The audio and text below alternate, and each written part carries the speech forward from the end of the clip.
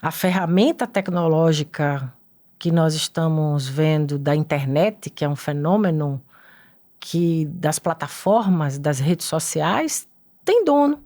Os meios de comunicação, eu me lembro que eu era da frente de comunicação, sempre fui da Comissão de Ciência e Tecnologia, 8 anos, era Comissão de Ciência e Tecnologia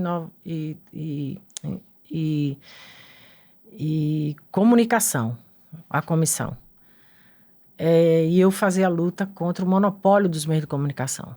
Não pode 9 famílias no Brasil decidir tudo que você vê, lê ou ouve.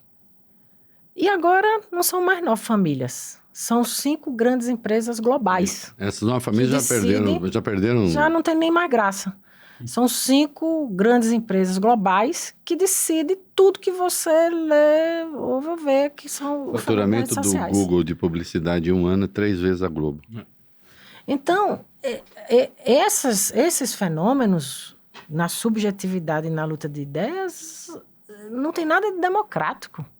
E, ao mesmo tempo, tem aparência de democrático. Mas isso é uma imposição de um pensamento único. Você vê esse episódio agora de Elon Musk. O Elon Musk, ele não é só um empresário bilionário, riquíssimo. Ele é um militante da extrema-direita global. Sim. Global, como foi o Stephen Bannon. Sim. O Stephen Bannon, ele, inclusive, chegou a ser preso, não é, nos Estados Unidos, pelas ferramentas, né, pela estratégia que se estabeleceu através de estratégias nas redes sociais que tem dono, né, o que tramita, o que não tem nada de neutralidade de rede, o que tramita o fluxo, o alcance, bota as pessoas nas bolhas e tem uma manipulação muito sofisticada de como se dá a luta de ideias. Sim, sem dúvida. Complexa, com algoritmo, com neurocientistas, com físicos, matemáticos que vão manipulando, não é, a opinião pública sobre diversos assuntos. Foi assim no Brexit, foi assim no Movimento 5 Estrelas da Itália, foi assim na eleição de Trump, foi aqui no Brasil, que aparentemente Bolsonaro dizia que a campanha é muito barata. Na verdade, depois se constatou que era uma campanha caríssima, financiada por grandes grupos econômicos do Brasil, grandes interesses econômicos. Então, você se depara com barreiras, né, antidemocráticas que elas são invisíveis, mas elas são terríveis, são cruéis e são muito contundentes contra a democracia. Daí, um fenômeno que é um fenômeno mundial da ascensão da extrema-direita, claro, tem fatores objetivos também, Sim. A crise do capitalismo e como isso se rebateu na política.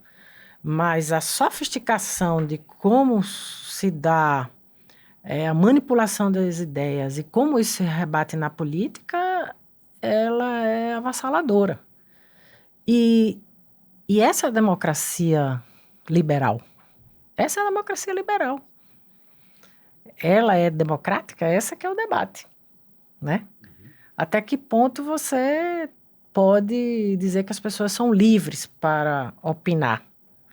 Elas têm uma repetição de um tipo de pensamento trivial que leva àquela determinada posição, não é, eleitoral.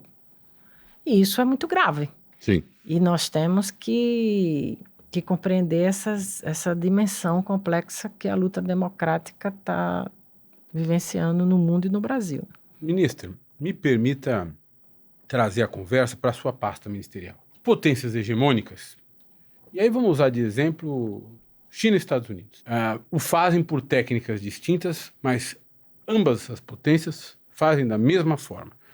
Pesado financiamento estatal da ciência, da tecnologia e da inovação. Né? Nos Estados Unidos, o complexo militar industrial, ou seja, há um pesado investimento estatal no desenvolvimento de tecnologia, nas universidades, convênios com as universidades, convênios entre agências estatais e empresas. A senhora mencionou o Elon Musk. O Elon Musk não existiria não fosse um contrato que ele celebrou com a NASA. multibilionário. Ou seja, a NASA não desenvolveu a SpaceX, mas o Elon Musk o fez com dinheiro da NASA, ou seja, com dinheiro do contribuinte americano. Nós sabemos que o carro elétrico chinês, as grandes empresas de tecnologia da China, têm capital estatal, majoritário, diga-se de passagem. Ou seja, na China, há uma menor privatização de recursos públicos na tecnologia. Nos Estados Unidos é maior a privatização de recursos públicos, né? O Google, a Meta, enfim, essas empresas todas que ganham bilhões de dólares com a internet, com as redes sociais, se valeram algum dia de uma tecnologia que foi criada pelo complexo militar industrial. A internet foi criada no Pentágono. Então, para encurtar a minha pergunta, nós tentamos várias fórmulas no Brasil de interação público-privada para induzir investimento privado na ciência e na tecnologia e, no meu modo de ver, pode ser que eu esteja enganado, essas técnicas de indução foram mal fadadas, deram errado, né? Nós vivemos num país em que a capacidade de investimento público foi drasticamente reduzida nos últimos 10 anos, e nós temos pouco dinheiro para investir, sobretudo diante da apropriação do orçamento pelo parlamento fora do contexto de uma grande política nacional de desenvolvimento, muitas vezes. Como é que a senhora pretende desempenhar o papel relevantíssimo que lhe foi atribuído de desenvolver ciência, tecnologia e inovação no Brasil, diante desse cenário? Não, primeiro que eu tenho uma convicção de que não é possível fazer inovação, P&D, pesquisa e desenvolvimento, que não seja através de uma política de Estado forte. Uhum. Ao contrário do que os liberais ou os neoliberais alardeiam, o Estado não tem nada de mínimo, nem em nenhum canto do mundo. Uhum.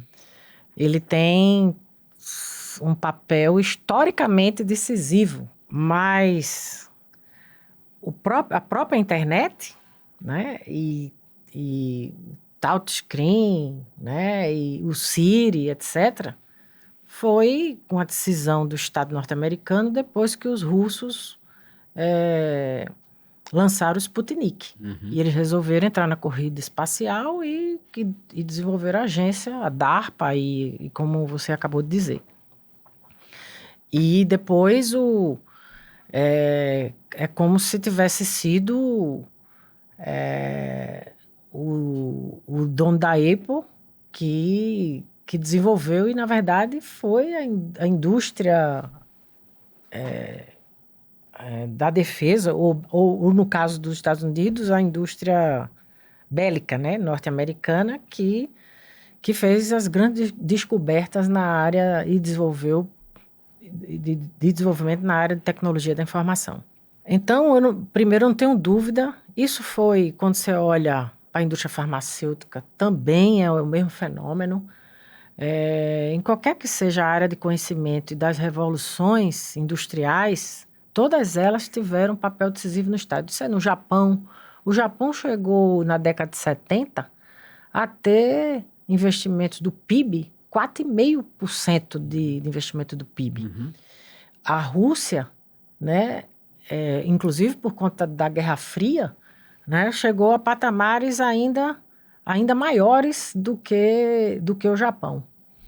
No entanto, a Rússia, porque fez um investimento muito concentrado na indústria bélica, e o Japão fez de maneira muito mais diversificada, teve um crescimento muito mais sustentável, muito mais rápido. E hoje, inclusive na inteligência artificial, que é outra tecnologia multipropósito, porque ela perpassa tudo que é cadeia produtiva, quando você compara os investimentos da China e dos Estados Unidos, 300 bilhões de dólares é o que está sendo na China, e são números astronômicos. E a disputa na geopolítica, ela tem uma vertente e um pilar que é a disputa pelo domínio tecnológico. Então, eu não tenho dúvida que se o Brasil quiser se posicionar e se tornar um país que corresponda à sua grandeza, à sua diversidade, à sua e o seu potencial natural e as suas vocações naturais, nós temos que ter uma política de Estado forte no incentivo à pesquisa, desenvolvimento e inovação.